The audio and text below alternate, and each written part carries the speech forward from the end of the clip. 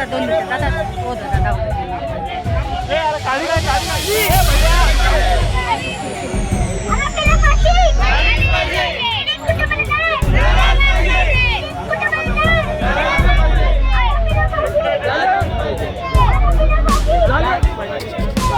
जरा 2 मिनिटं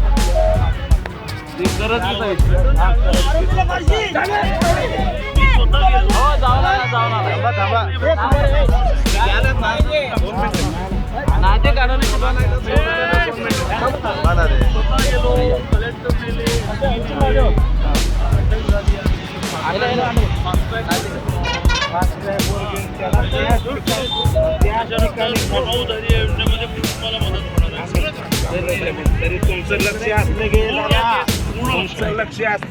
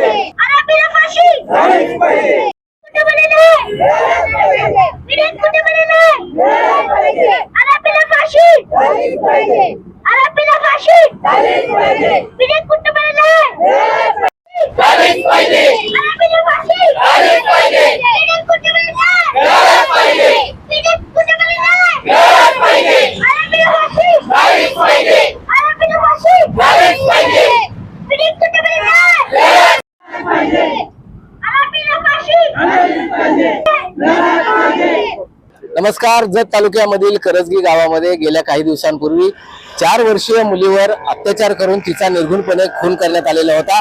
त्याचे पडसाद सांगली जिल्ह्यासह महाराष्ट्रात अनेक ठिकाणी उमटलेले होते। आज सांगली जिल्हाधिकारी कार्यालयासमोर गोसावी समाजाच्या वतीनं या ठिकाणी निदर्शनं करण्यात आलेली आहेत। या गोसावी समाज संघटनेचे जिल्हाध्यक्ष आणि संस्थापक अध्यक्ष उदय घारगे आपल्या बरोबर आहेत। आपण त्यांच्याशी चर्चा करूया। नक्की काय मागणी आहे, आज काय केलं तुम्ही? आज आम्ही या तीव्र घटनेचे प्रतिसाद म्हणून जन आक्रोश मोर्चा स्वाभिमानी जोगी जमात गोसावी समाज संघटनेच्या वतीने निदर्शने केलेली आहे। आमच्या प्रामुख्याने मागणी अशी आहे की या क्रूर घटनेला जो जबाबदार आहे आरोपी पांडुरंग सोमलिंग कळकी जत मधील, त्याला जाहीरपणे ते घटना घडली त्याच गावी म्हणजे करजगी येथे जाहीर फाशी देण्यात यावी। फाशी देण्याच्या अगोदर त्याचे लिंक झाकण्यात यावे। तसेच पीडित परिवाराला महाराष्ट्र सरकारकडून 50 लाख रुपये आर्थिक मदत तात्काळ जाहीर व्हावी। आणि असे न झाल्यास आम्ही गोसावी समाज पूर्ण महाराष्ट्रभर वेगवेगळ्या ठिकाणी जाहीर निदर्शन करू आणि त्याचे परिणाम महाराष्ट्र सरकारला भोगावे लागतील आणि त्याला सर्वस्वी महाराष्ट्र सरकार हेच जबाबदार राहतील। आता पालकमंत्र्यांची गाडी अडवून तुम्ही त्यांच्याशी निवेदन दिलं, काय? आता आम्ही जस्ट आमचे सांगली जिल्ह्याचे पालकमंत्री माननीय चंद्रकांत दादा पाटील साहेब यांचीही इथे गाडी अडवून होणाऱ्या घटनेबाबत त्यांनाही आम्ही निवेदन दिलेले व आम्ही त्यांच्याकडे हेच मागणी केलेली आहे की त्यांनी यात लक्ष घालावे।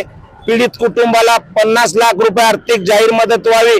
सगळ्यात महत्वाचं की फास्ट ट्रॅक कोर्टात केस चालवून आरोपीला घटना घडली त्याच ठिकाणी फाशी देण्यात यावी। कारण सदर घटना ही 4 वर्षाच्या लहान चिमुकलीवर बलात्कार करून हत्या केल्याबाबत आहे। म्हणून आम्ही म्हणतोय की ही तीव्र होण्यापेक्षा त्या नराधमाला तिथेच फाशी द्यावे। नक्कीच या निमित्तानं या ठिकाणी आंदोलकांनी असा इशारा दिलेला आहे की ज्या नराधमाने करजगीमध्ये त्या मुलीवर अत्याचार केला त्याच गावामध्ये त्याच ठिकाणी त्याला फाशी देण्यात यावी अशी मागणी आताच पालकमंत्री चंद्रकांत दादा पाटील यांच्याकडे केली आहे। मोहन राजमाने, नवराष्ट्र न्यूज साठी सांगली।